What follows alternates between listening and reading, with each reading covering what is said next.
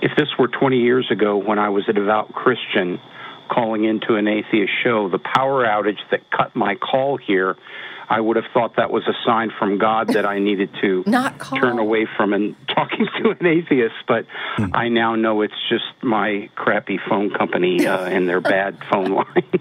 Well, good. That's a step. So you're confused. You believe in an entity, but nothing supernatural, and you don't have anyone to speak with locally. It just sounds like you're in a space where you're checking ideas.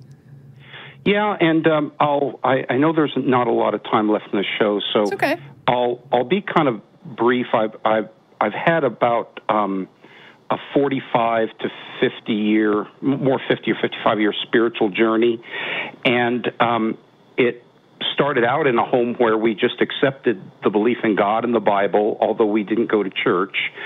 So from my youngest times, everybody just believed in the Bible. Everyone I knew, this was, back in the early 60s, and I didn't even know the concept of an atheist. And then as atheism, and as when I became a teenager, I was searching. I was a hippie kid, so peace and love was very important. Jesus seemed to be part of that, and I became a born-again Christian, although I didn't actually have the experience that everyone else did in the revival, where I became born again. But I kept that to myself, and I never all of the the singing and the hallelujah and the elation never resonated with me. I was searching for something more rational, and so before I became an adult, I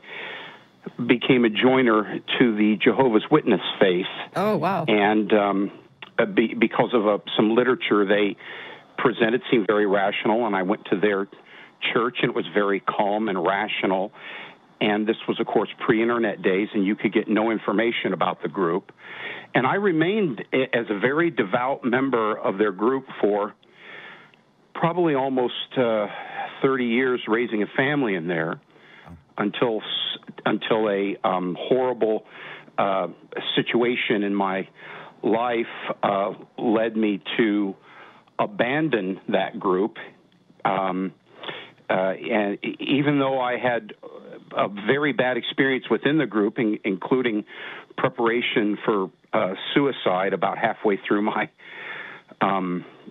tenure as one of their members, I remained faithful and to the concept of God and the Bible. Well, since that, I'll kind of summarize up. Since that time, I've come to understand the Bible for what it is, just simply myths, and through learning in history and evolution and things, I think I've come to a fairly rational understanding of things, but there's still this thing that lingers in me that there might be or probably is a God, even though I don't believe that it's any sort of an anthropomorphic being that has anything to do with humanity as far as what humans are doing.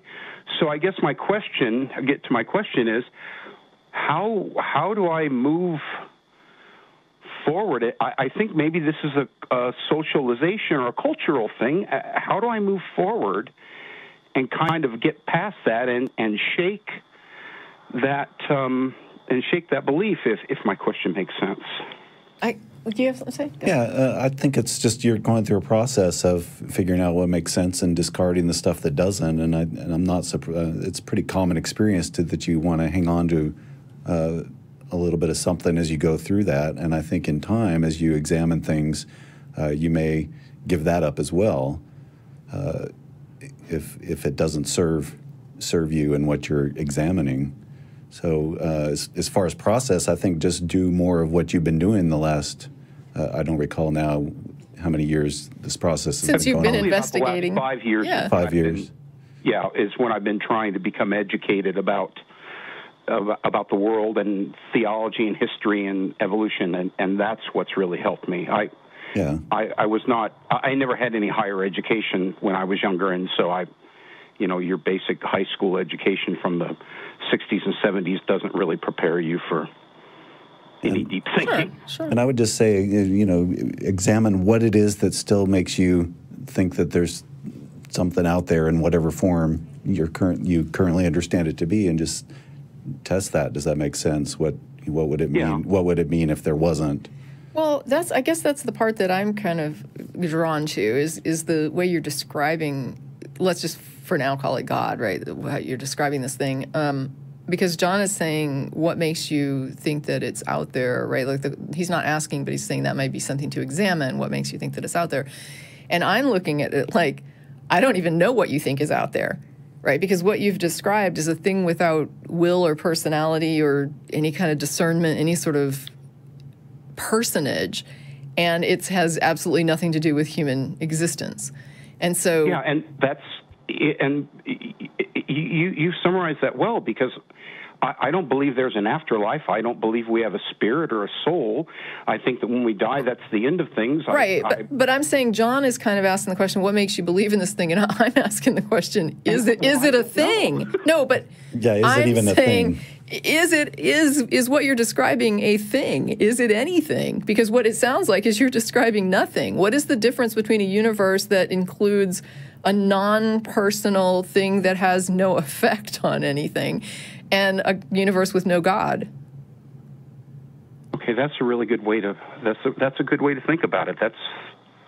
Is this thing that you just described anything? Because it sounds to me like the same as a no thing, as a non-existent thing. Is anything explained by the existence of this thing that can't be explained otherwise? Now we sound like that non-stamp collector thing. It's the thing that caused the other things that didn't.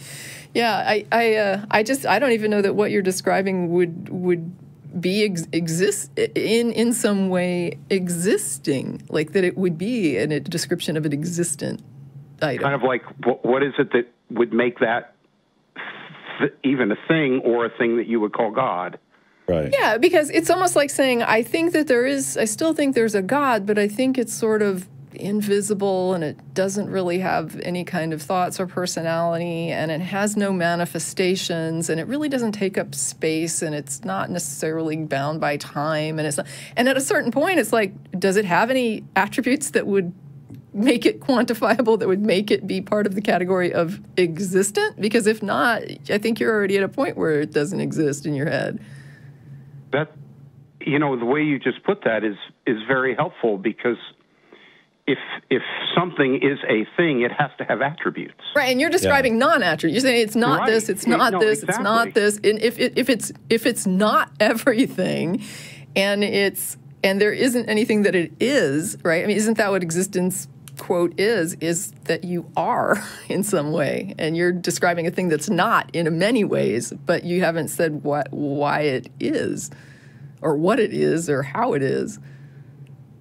It's almost like the way you're putting that is very helpful. It's almost like, well, there are mysteries to us about our universe. Mm-hmm. So the fact that there are mysteries or things that are unknown doesn't necessarily give a rationale that there is something specifically identifiable out there. Right.